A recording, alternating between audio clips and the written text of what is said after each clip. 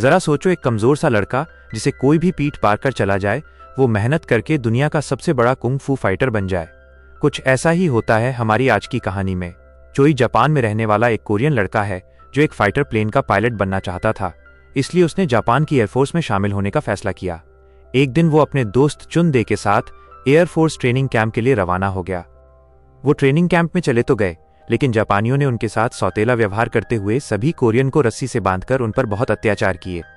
तभी वहां का कमांडर कीटो आया और उसने कहा कि सभी कोरियंस की रस्सियां खोल दी जाएं। जैसे ही वो आजाद हुए, उनमें से एक ने कीटो को गालियां देनी शुरू कर दी। ये सुनते ही कीटो ने चोई को मुकाबला करने की चुनौती दी। अगर चोई जीत गया तो सारे कोरियंस आजाद कर दिए जाएंगे। इसके बाद चोई और कीटो की लड़ाई शुरू हो गई, जिसमें चोई ने एक कोरियन फाइटिंग स्टाइल का इस्तेमाल किया, लेकिन कीटो ने उसे बड़ी आसानी से हरा दिया। लेकिन इससे पहले से जान से मार देता, उनके अड्डे पर अमेरिकन लड़ाकू विमानों ने हमला कर दिया और मौका देखकर सारे कोरियन अपनी जान बचाकर भाग निकले। इसके बाद चोई ने टोक्यो में चुनदे की छोटी सी दुकान पर हाथ बताना शुरू कर दिया। जब सब कुछ ठीक चल रहा था तो याकुजा नाम का एक गैंगस्टर और उसके आदमी चुनदे की दुकान पर आकर हफ्ता मांगने लगे, लेकिन चुनदे ने हीरो बन के साफ मना कर दिया कि मैं कोई हफ्ता वफ्ता नहीं देगा। अपनी हरकत के लिए उसे अच्छा खासा खर्चा पानी भी मिला। उसे पिटता देखकर चोई ने अपने दोस्त को बचाने की कोशिश की। उसने सारे गुंडों का मुकाबला अकेले किया, लेकिन अचानक याकुजा ने उसकी गर्दन पर तलवार रख दी। वो इतना डर गया कि उसने अपनी पैंट ही गीली कर दी। उसे अपना ही पेशाब चाटने को कहा। भरे बाजार में उसकी बहुत बेइज्जती की गई और आसपास सभी उसका मजाक उड़ाने लगे। थोड़ी देर बाद भीड़ में से बून जो नाम का एक आदमी चोई के पास आया और उसे जमीन से उठाया। उसने सभी बदमाशों का मुकाबला किया और एक एक करके सबको चित कर दिया। चोई दूर से छिपकर ये सब देख रहा था और अपनी गैंग को हारता देख याकुजा मुंह छुपाकर वहां से भाग निकला। बाद में हमें पता चला कि बून, जो भी असल में एक मार्शल आर्ट्स का खिलाड़ी है, वो भी चोई की तरह कोरिया से था। फिर वो चोई और चुनदे को अपने साथ एक सर्कस में ले गया, जहां काफी कोरियन लोग साथ में काम करके अपना गुजारा कर रहे थे। वहां सभी बून जो की बहुत इज्जत करते थे, क्योंकि वही सबके खाने पीने का इंतजाम करता था। वो तो कोरियन बच्चों के लिए एक स्कूल खोलने की भी कोशिश कर रहा था। अभी चोई ने बून जो से उसे लड़ना सिखाने की गुजारिश की, लेकिन बून जो ने यह कहकर मना कर दिया कि ये लड़ाई वड़ाई में कुछ नहीं रखा, इस सब के बारे में मत सोच। लेकिन चोई भी इतनी आसानी से हार मानने वालों में से नहीं था। वो बून जो को मनाने के लिए तेज बारिश में उसके घर के बाहर जाकर बैठ गया। इसके बाद फ्लैशबैक में दिखाया गया कि असल में बचपन में चोई बून जो से ही मार्शल आर्ट सीखता था, लेकिन कुछ मजबूरी के कारण बून जो को अपना शहर छोड़कर जाना पड़ा। रात से सुबह हो गई थी और चोई अब भी उसके घर के बाहर बैठा था। उसने मन बना लिया था कि अगर वो लड़ना सीखेगा तो सिर्फ बून जो से ही। उसकी लगन देखकर बून जो भी पिघल गया और उसे सिखाने के लिए राजी हो गया। उसने चोई को मार्शल आर्ट्स के कपड़े और एक किताब दी। फिर उसने कहा कि बिना न्याय की ताकत होने से चारों ओर दहशत मच जाती है, इसलिए इस कला का इस्तेमाल सिर्फ खुद के और दूसरों के बचाव के लिए ही किया जाना चाहिए। जल्द ही चोई बून के ग्रुप में शामिल हो गया और उसने रिक्शा चलाना शुरू कर दिया। अपने खाली समय में वो बून जो से मार्शल आर्ट सीखा करता। एक दिन चोई ने देखा कि कुछ अमेरिकन पुलिस वाले एक जापानी औरत को छेड़ रहे थे। चुनदे ने कहा भी कि इनसे दूर रहे और चुपचाप घर चले, लेकिन चोई ने सीधा जाकर उन पर हमला कर दिया और उस औरत की इज्जत बचाई। इसके बाद कुछ ही समय में वो बहादुर शेर के नाम से मशहूर हो गया, जो जापानी औरतों को पुलिस वालों से बचाता था। ये बहादुर शेर की सिर्फ औरतों की मदद करने वाली चीज बून जो को पसंद नहीं आई। इसी दौरान उसकी दोस्ती योको नाम की एक लड़की से हो गई, जिसे उसने बचाया था। बून जो उसे ठरकी शेर कहता था। कुछ दिन बाद याकुजा के आदमी सर्कस में घुस आए और उस दिन की बेइज्जती का बदला लेने के लिए बून जो को ढूंढने लगे। जल्द ही बून जो बाहर आया और उसने अकेले ही उन बदमाशों का सामना किया, लेकिन जल्द ही वो सब उस पर हावी हो गए और याकुजा ने मौका देखकर उसका खून कर दिया। जब चोई और चुनदे वहां पहुंचे तो बून जो को मारा हुआ देखकर उनके होश उड़ गए। अगले दिन चोई ने अपने गुरु की मौत का बदला लेने की कसम खाई।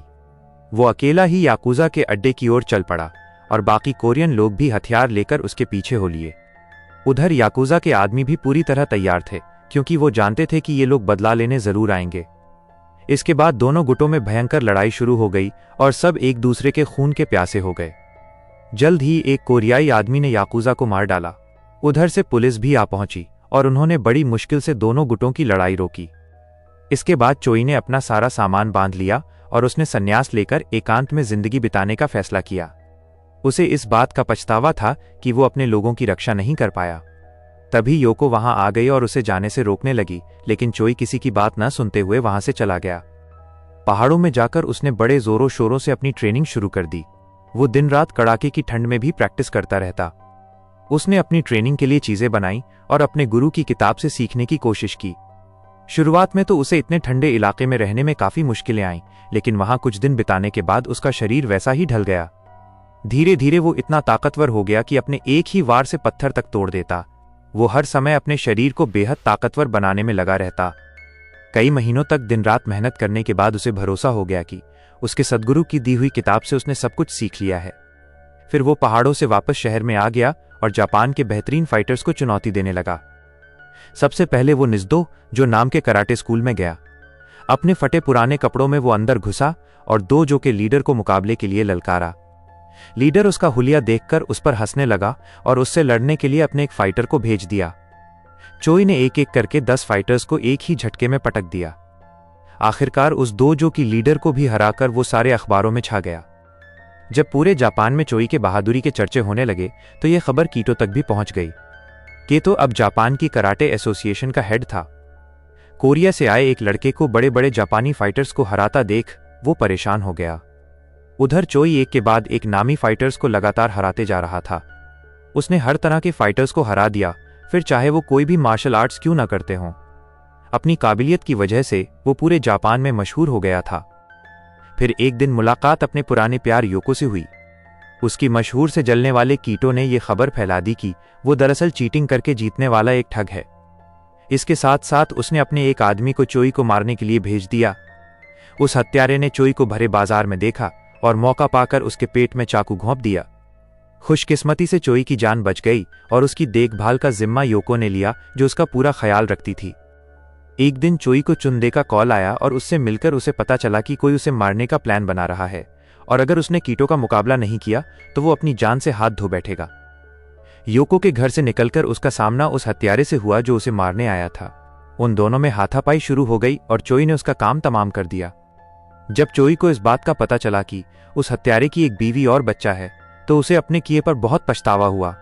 उनके पास माफी मांगने गया और कहा कि पूरी जिंदगी उन्हें पालने की जिम्मेदारी वो लेगा। चोई ने अपने मास्टर के दिए हुए कपड़े भी उसकी बीवी को सौंप दिए और कहा कि आज के बाद वो कभी किसी से नहीं लड़ेगा। हालांकि हत्यारे की पत्नी ने चोई को माफ नहीं किया, लेकिन वो फिर भी दिन रात उनके घर के बाहर बैठा रहता।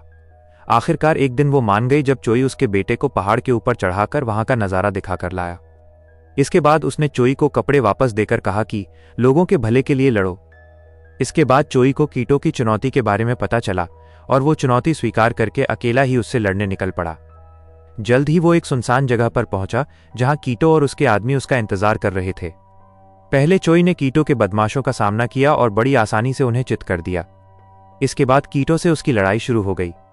कीटो को लगता था कि उससे बेहतर कोई भी नहीं है और वो बड़ी आसानी से चोई को हरा देगा, लेकिन ये सिर्फ उसके मन का वहम था, क्योंकि चोई के लड़ने का तरीका इतना अनोखा था कि कीटो के लिए खड़े रहना भी मुश्किल हो रहा था। चोई ने कीटो पर बहुत सारे वार किए जिससे कीटो जमीन पर गिर गया। हालांकि कीटो ने फिर से लड़ने की कोशिश की, लेकिन चोई के ताकतवर हमले से उसके पैर की हड्डी ही टूट गई। इसके बाद कीटो अपने घुटनों पर आ गया। उसकी हालत देखकर चोई को उस पर दया आ गई और उसने दूर से ही अपना पंच रोक लिया। आखिरकार कीटो ने हार मान ली और अपने आदमियों के साथ चोई के सामने सर झुकाया। मुकाबला खत्म होने के बाद भी चोई ने एक जंगली भैंस का सामना किया और उसका सर पकड़कर उसके सींग तोड़ डाले। ये एक जबरदस्त योद्धा की सच्ची कहानी है जिसने हजारों फाइटर्स को हराकर क्योकुशिन नाम का एक नया कराटे स्टाइल बनाया था। तो आखिर किस्मत बड़ी होती है या मेहनत? इस बारे में आप क्या सोचते हैं? कमेंट्स में जरूर बताना।